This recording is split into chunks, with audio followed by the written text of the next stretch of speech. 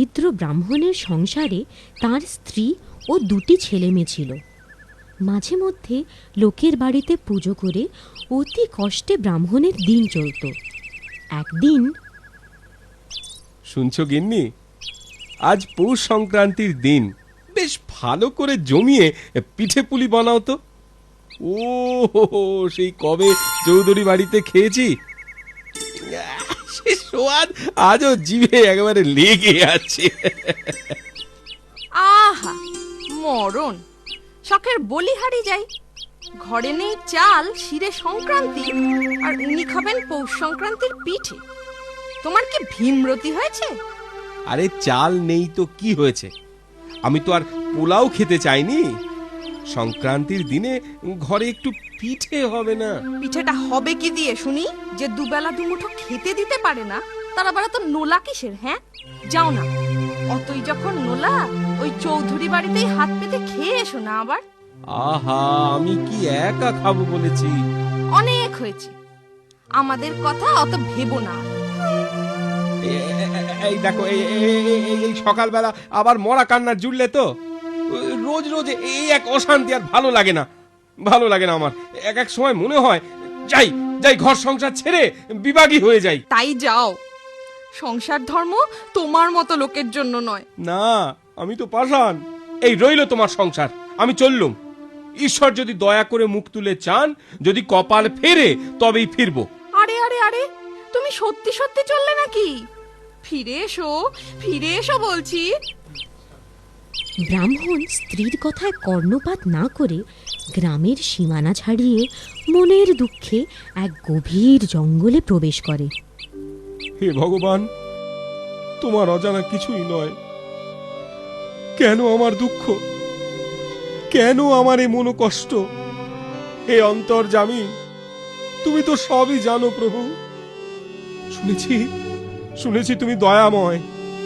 আমাকে আমাকে দয়া করো, আমার এই দুঃখ দূর করো ঠাকুর, দুঃখ দূর করো। ছেলে মেয়ে স্ত্রীকে নিয়ে দুবেলা দুমুঠো খেয়ে পড়ে বাঁচতে চাই। দেখা দাও, দেখা দাও দেবী, আমার মনোকামনা পূর্ণ করো, পূর্ণ করো মা, পূর্ণ করো মা বিপত্তারিণী। ব্রাহ্মণ, দেবীমা, দেবীমা, আমার ডাক শুনেছো মা? আমার ডাক শুনেছো তুমি? দয়া করো, দয়া করো, কৃপা করো আমায়।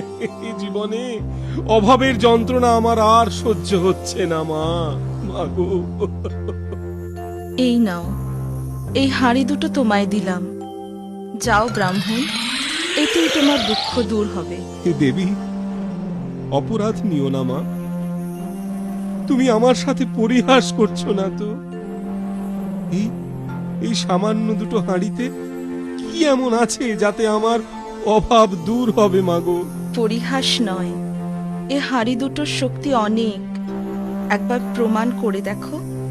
প্রথমে ওই লাল হাঁড়িটা উপর করে নাড়া দিয়ে দেখো।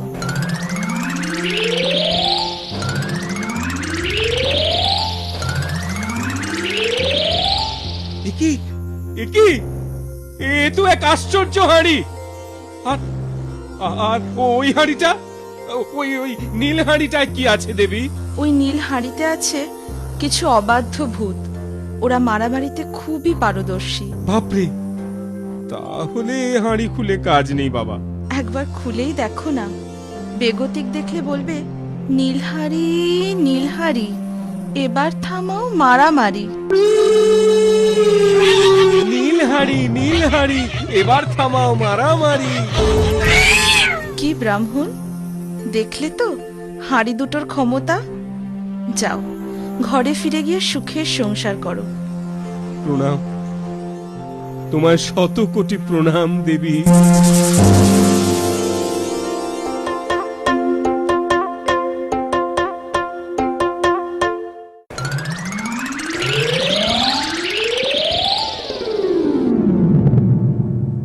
বাবা গণেশ, কিছুক্ষণ তুমি দোকানটা সামলাও, আমি দুপুরের আহার সেরে আসি, কেমন?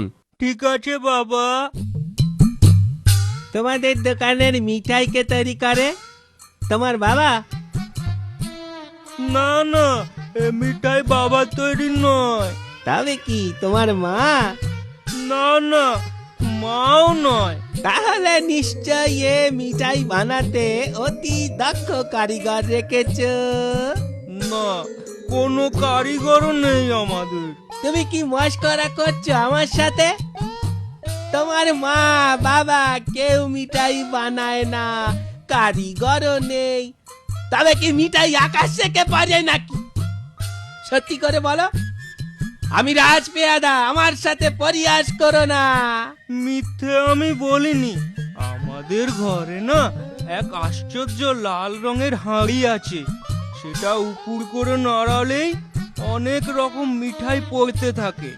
বাবা বাবা একথা কাউকে জানাতে বারণ করেছিল। ওই ওই ওই বাবা আসছে। আপনি হাঁড়ির কথা দয়া করে কাউকে বলবেন না। না না, তুমি কি খেয়ে পেয়েছ? আমি ভুলে এ কাজ করি। যাই, আমি যাই, আমার কত কাজ পড়ে আছে।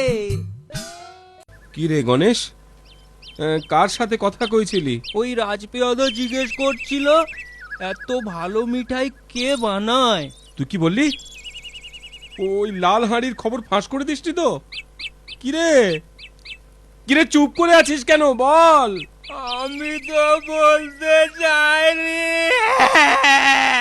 সর্বনাশ করেছে। হাটে হাঁড়ি ভেঙে দিলি রে। ওরে ওরে গোবর গণেশ ছেলে আমার, এখন হাঁড়িটা সামনে রাখাই মুশকিল হবে। তোকে নিয়ে যে কি করি। থাম থাম বলছি। অনেক অনেক দোকানদারি করেছিস, এবার ঘরে যা। ভ্যাঁ ভ্যাঁ করে আর কাঁদতে হবে না। গোবর গণেশ কোথাকার। আজ রাতেই শীত কেটে বামুনের ঘর থেকে লাল হাঁড়িটা চুরি করতে হবে। তারপর ওই আশ্চর্য হাঁড়িটা রাজামশাইকে উপহার দেব। রাজামশাই উপহার পেয়ে খুশি হয়ে আমাকে নিশ্চয়ই অনেক স্বর্ণ মুদ্রা উপহার দেবেন। এরপর পায়ের উপর পা তুলে রাজার হালে জীবন কাটাবো। বামুনের মতো দিন রাত দোকানদারি করা আমার পোষাবে না। রাত তো অনেক হলো, এখন নিশ্চয়ই ওরা ঘুমিয়ে পড়েছে। যাই যাই, এই সুযোগে হাঁড়িটা হাতিয়ে নি।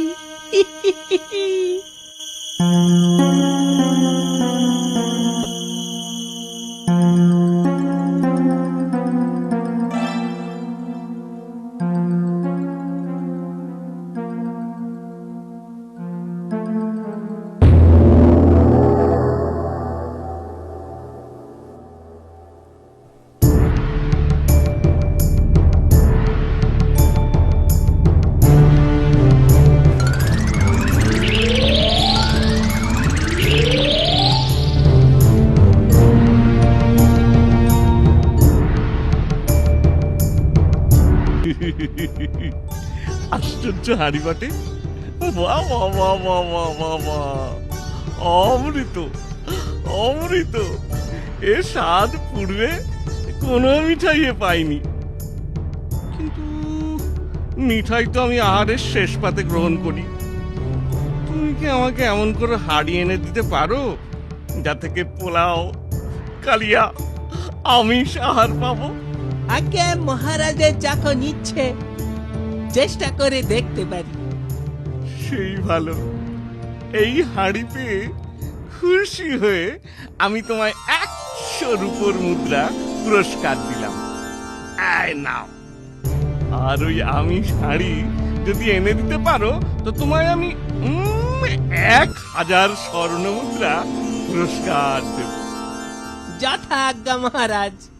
দেখলে তো গিন্নি, যা ভয় পেয়েছিলাম তাই হলো। তোমার গোবর গণেশ ছেলের জন্য সব শেষ হয়ে গেল। লাল হাঁড়িটা নিশ্চয়ই ওই পেয়াদাই চুরি করেছে। কি হবে এখন? ওই হাড়িটাকে আর উদ্ধার করা যাবে না? একটা উপায় বার করো না। একটা বুদ্ধি আমার মাথায় এসেছে, ওই ভুতুরে নীল হাঁড়িটা আজ লাল হাঁড়ির জায়গায় রেখে রাতে জেগে থাকবো। লোভে পড়ে ওই চোর পেয়াদা আবার আসতে পারে, হ্যাঁ? আসলে মজা টের পাবে। চুপি চুপি আমি ওর পিছু নেব, দেখব কোথায় যায়, তবেই জানতে পারবো লাল মিঠাইয়ের হাঁড়িটা কোথায় আছে। দেখো আবার বিপদে না পড়ো। হ্যাঁ, হ্যাঁ, দেখো না কি হয় এবার। আমি নই, এইবার বিপদে পড়ার পালা ওই চোর।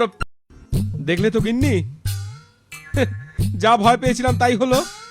তোমার গোবর গণেশ ছেলের জন্য সব শেষ হয়ে গেল। লাল হাঁড়িটা নিশ্চয়ই ওই পেয়াদাই চুরি করেছে। কি হবে এখন? ওই হাড়িটাকে আর উদ্ধার করা যাবে না? একটা উপায় বার করো না। একটা বুদ্ধি আমার মাথায় এসেছে। ওই ভুতুরে নীল হাঁড়িটা আজ লাল হাঁড়ির জায়গায় রেখে রাতে জেগে থাকবো। লোভে পড়ে ওই চোর পেয়াদা আবার আসতে পারে, হ্যাঁ? আসলে মজা টের পাবে। চুপি চুপি আমি ওর পিছু নেব, দেখব কোথায় যায়, তবেই জানতে পারবো লাল মিঠাইয়ের হাঁড়িটা কোথায় আছে। দেখো আবার বিপদে না পড়ো। হ্যাঁ, হ্যাঁ, দেখো না কি হয় এবার। আমি নই, এইবার বিপদে পড়ার পালা ওই চোর পেয়াদার। চুরির মজা হারে হারে টের পাবে। শয়তান রে!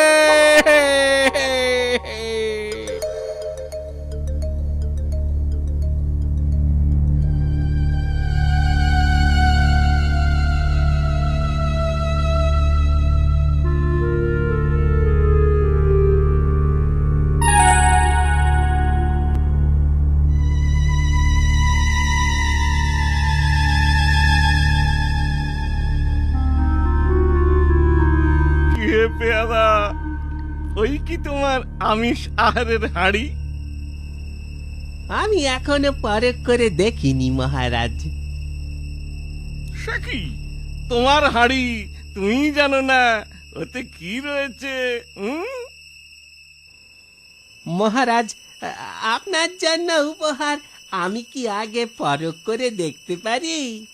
তবে ওই লাল হাঁড়িতে যখন মিঠাই আছে, আমি নিশ্চিত এই হাঁড়িতে নিশ্চয় পোলাও কালিয়া আমিষ আহারি থাকবে। তবে আর দেরি কেন? দেখি, খোলো দেখি তোমার আশ্চর্য হাঁড়ি। আহা! আদেশ শিরোধার্য মহারাজ।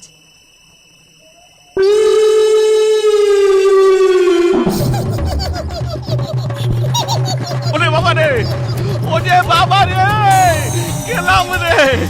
চাইলাম আমি সাহার, আর খাচ্ছি ভূতের প্রহার। কে আছো? বাঁচাও, বাঁচাও!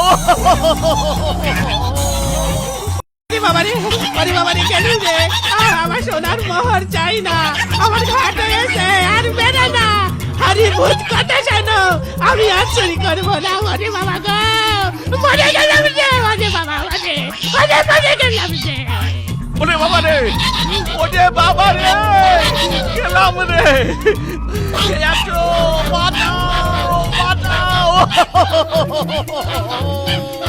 ওরে বাবা রে, ওরে বাবা রে, হারি ভূত কথা শোনো, আমি আর চুরি করবো না। ওরে বাবা গো, মরে গেলাম রে। নীল হাঁড়ি, নীল হাঁড়ি, এবার থামাও মারামারি। নীল হাঁড়ি, নীল হাঁড়ি, এবার থামাও মারামারি। তুমি কে ব্রাহ্মণ? কোথায় থাকো? আগে মহারাজ, আমি আপনারই প্রজা, ময়নামতি গাঁয়ে থাকি।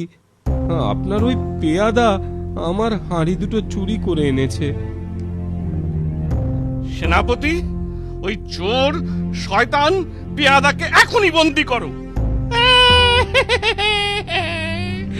আমার আমায় ক্ষমা করুন মহারাজ। আমি এমন অপরাধ আর কখনো করব না, আমি আর কখনো করব না। ছেড়ে দিন মহারাজ, আমার অপরাধ হয়ে গেছে মহারাজ। মহারাজ কখনো করবো না? তোমায় আমি ছেড়ে দেব? তোমায় আমি শুলে চড়াবো। রাজার পেয়াদা হয়ে চুরি, এই অপরাধের সাজা তোমায় পেতেই হবে। মন্ত্রী, মন্ত্রী, কাল এই চোর পেয়াদাকে শুলে চড়াবে। আজ কারাগারে বন্দি করে রাখো, আর এই ব্রাহ্মণের হাড়ি দুটো ওকে ফিরিয়ে দাও। শোনো ব্রাহ্মণ, ভূতের হাত থেকে আমাদের বাঁচানোর জন্য তোমায় 1000 স্বর্ণ মুদ্রা উপহার দিলাম। এই নাও উপহার। আজ্ঞে, যথা আজ্ঞা মহারাজ। জয় হোক, মহারাজের জয় হোক। মহারাজের দেওয়া 1000 স্বর্ণমুদ্রা ও নিজের লাল হাঁড়ি আর নীল হাঁড়ি নিয়ে গাঁয়ে ফিরে ব্রাহ্মণ পরম সুখে শান্তিতে সংসার করতে লাগলো।